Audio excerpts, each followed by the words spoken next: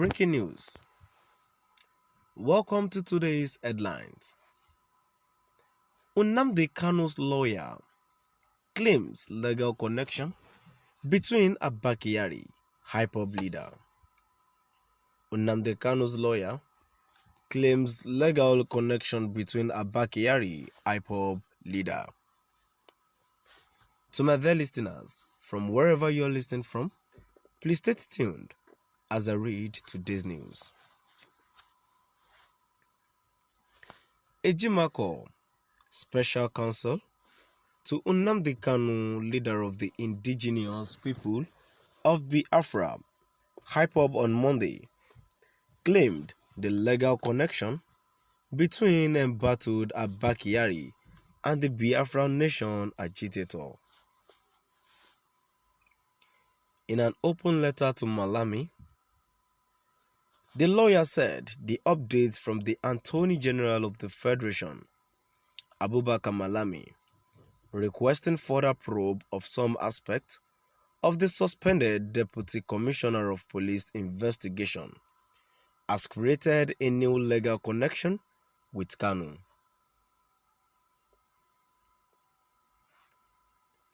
He argued that if the Minister of Justice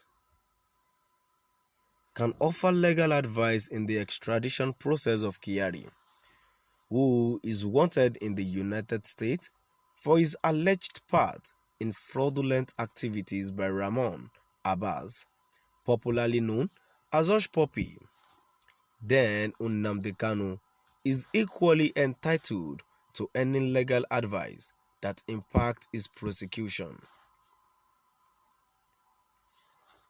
The full letter tagged the new connection between Abba Kyari and Nnamdi Kanu. An open letter to Attorney General Malami reads below.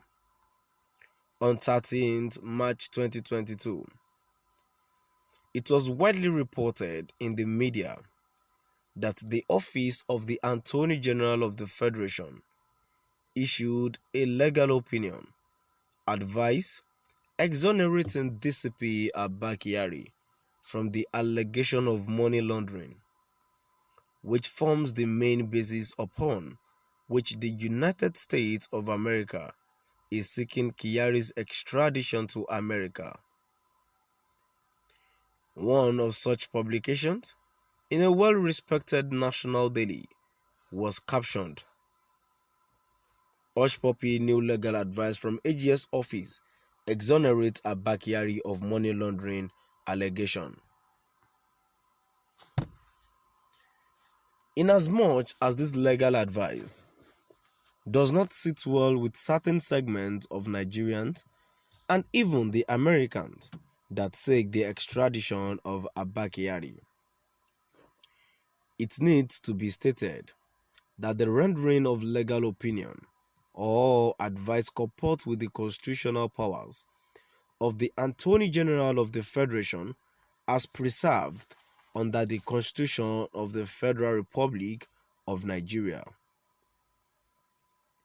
Suffice it to say that this very legal advice exonerating Abba Kyari has created a new legal connection between Abba Kyari and Mazi Nnamdi Kanu.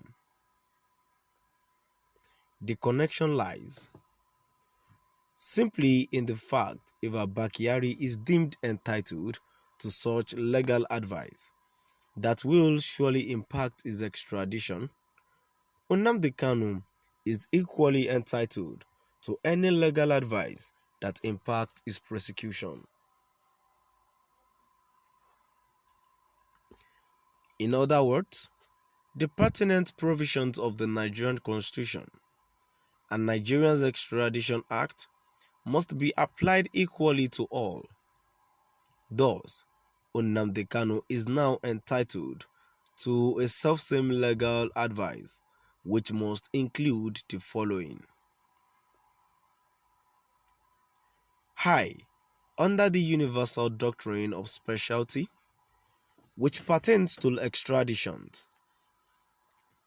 an extradited fugitive, whether renditioned or otherwise, is subject to prosecution only for those offenses for which he or she was surrendered, extradited, or renditioned. Nigeria recognized this doctrine under Section 15 of Nigeria's Extradition Act, which provides that fugitives surrendered to Nigeria is not triable for any previous crimes, where in accordance with the law of any country within the Commonwealth, any person accused of an offense committed within the jurisdiction of Nigeria is surrendered to Nigeria by the country in question.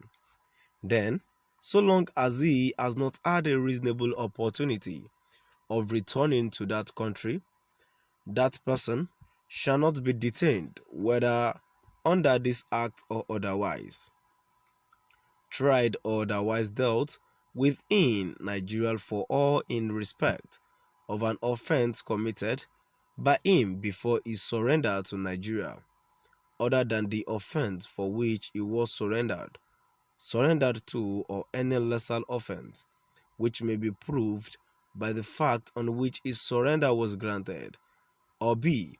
any other offense being corresponding to an offense described in Section 20 of this Act, of the same nature as of the offense for which he was surrendered, provided that a person falling within this section shall not be detained or tried for an offense by virtue of paragraph B of this section without the prior consent of the country surrendering him.